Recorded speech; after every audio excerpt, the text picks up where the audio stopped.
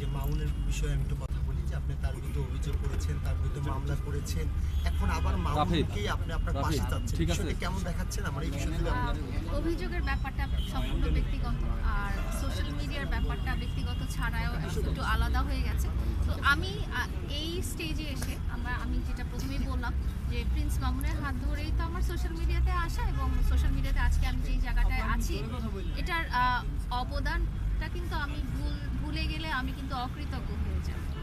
আর এই ওয়েবসাইট ক্রিয়েশনের ব্যাপারটা যেটা একটা মাইলস্টোন আমার জার্নিতে, এই সোশ্যাল মিডিয়ার জার্নিতে, আমি চেয়েছিলাম, মানে এটা আমার ব্যক্তিগত কোনো সম্পর্কের ঊর্ধ্বে আমি চেয়েছি যে উনি যদি ওনাকে যদি আমি ইনভাইট করি বা ওনাকে যদি বলি যে আপনি আসেন, তাহলে হয়তো আমার কৃতজ্ঞতাটা এতটুকু হলেও প্রকাশ করা হবে। আমি তো আসলে অকৃতজ্ঞ হতে পারি না ওনার।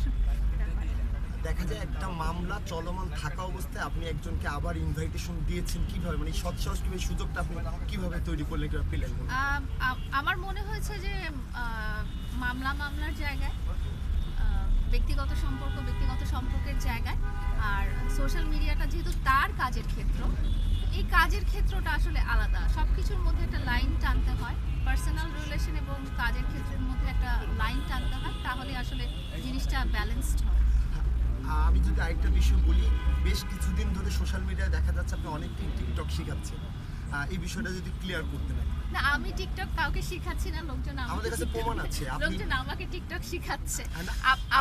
আপনাদের যে বন্ধু বান্ধব আমার সাথে টিকটক করেছে, তারা আমাকে সফল টিকটকার মনে করেছেন। ইতিমধ্যে মিথুন নামে একজন, তিনি কিন্তু দাবি করেছেন তাকে পুরো টিকটক আপনি শেখাচ্ছেন, এই বিষয়ে কি বলবেন? এই বিষয়ে আমি বলবো যে উনি আমাকে ওই সম্মানের জায়গায় নিয়ে গেছেন, উনি আমাকে সফল টিকটকার মনে করেছেন, এবং ওনার ধারণা হয়েছে যে উনি হয়তো আমার কাছে টিকটক শিখতে পারবেন।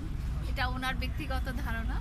তো যে কোনো কিছু পজিটিভ, যে কোনো কিছু শেখার ব্যাপারে আমি আগ্রহ প্রকাশ করবো। আপনি যদি আসেন, আপনাকেও নিয়ে আমি টিকটক করতে পারি, সমস্যা নেই। লাইলা আপু, আরেকটা বিষয় ক্লিয়ার করবেন, এই যে আপনারা যারা একটু টিকটক কিংবা ইউটিউব কিংবা ফেসবুক প্ল্যাটফর্ম থেকে একটা ভালো অবস্থানে যান, আপনারা যে কোনো অনুষ্ঠানে কিংবা উদ্বোধন অনুষ্ঠানে আপনারা একটা পেমেন্টের কারণে কিন্তু চলে আসেন, কিন্তু আপনাদের কি এইটা জাস্টিফাই করা উচিত যে এই যে একজন উদ্যোক্তা তিনি একটা ওয়েবসাইটের কথা আপনাকে বলেছে, এটা কতটুকু ভালো, এটা সম্পর্কে আগে পরে কারা ওয়েবসাইট করেছে, তারা এখান থেকে কোনো উদ্যোক্তা ভালো সফলতা পেয়েছে কিনা, তা না জেনে কি আপনার আসাটা উচিত হয়েছে, কিংবা আপনি এটা খোঁজ খবর নিয়েছেন কিনা? প্রথম কথা হচ্ছে যে আমি ডিজিটাল ওয়েবের ব্যাপারে ডেফিনেটলি খোঁজ নিয়েছি, এবং আমি আমার নিজস্ব যেসব প্ল্যাটফর্ম আছে সেগুলোর ব্যাপারে অ্যাসিস্ট্যান্স নেওয়ার জন্য কিন্তু আমি ওনার দ্বারস্থ হয়েছিলাম। আমার পেজের ব্যাপারেই বলি, ক্লিয়ার করে বলি, তাহলে সবার জন্য ইজি হবে। আমার ফেসবুক পেজের মধ্যে নানা রকম ডিফিকাল্টিস ছিল, অ্যান্ড ওই ডিফিকাল্টিসগুলো থেকে আমি ওভারকাম করার জন্যই আমি ওনার দ্বারস্থ হয়েছিলাম, এবং আমি দেখেছি যে আমার কাছে সার্ভিসটা খুব প্রম্পট ছিল, খুব তাড়াতাড়ি হয়ে গেছে। আমি যেটা বলেছি ফোনেই হয়ে গেছে।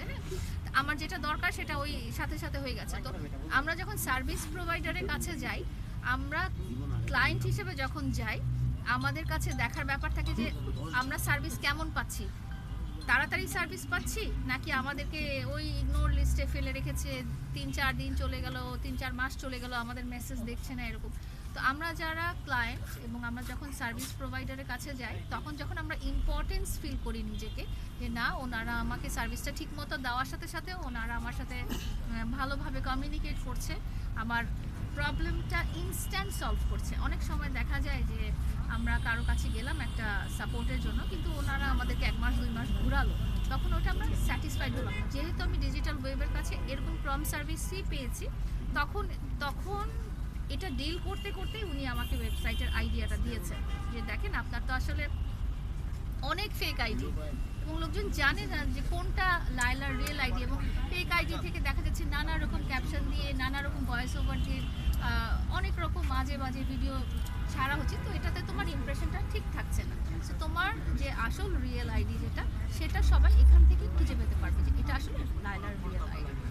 দেখা যায় লাইলা আপু, আপনারা যখন একজনের প্রমোট ব্র্যান্ডিং করেন কিংবা প্রমোশন দেন, দেখা যায় কি আপনার যারা বিগ ফ্যান কিংবা ফ্যান ফলোয়ার্স আছে, তারা কিন্তু ঠিক তাদের দ্বারস্থ হয় যে লাইলা আপু এখানে এই কাজটা করেছে, একটা বিশ্বাস কিংবা আস্থার জায়গা, আমরা এখানেও যাব। সেই ক্ষেত্রে আসলে তারা যদি কোনোভাবে তাকে সার্ভিসটা ভালো না দেয় কিংবা তাদের সাথে গাফলতি করে কিংবা প্রতারণা করে, সেক্ষেত্রে দায়ভারটা কিংবা অনেকটা কি আপনার উপর আসে না? অবশ্যই আসে, এবং এই জন্যই আপনারা হয়তো যারা আমার সাথে অনেক দিন থেকে আছেন আপনারা হয়তো জানেন যে আমি কিন্তু সব প্রোডাক্টের রিভিউ দেই না, আমি কিন্তু সব প্রমোশন করি না, আমি কিন্তু সব কিছু ওপেনিংয়ে যাই না। আমি শুধু যেটারই সার্ভিস নিয়ে থাকি এবং যেটার সার্ভিস নিয়ে আমি দেখেছি যে আমি স্যাটিসফাইড হয়েছি, এই ধরনের সার্ভিস প্রোভাইডারেই প্রমোট করে থাকি। আর ওপেনিং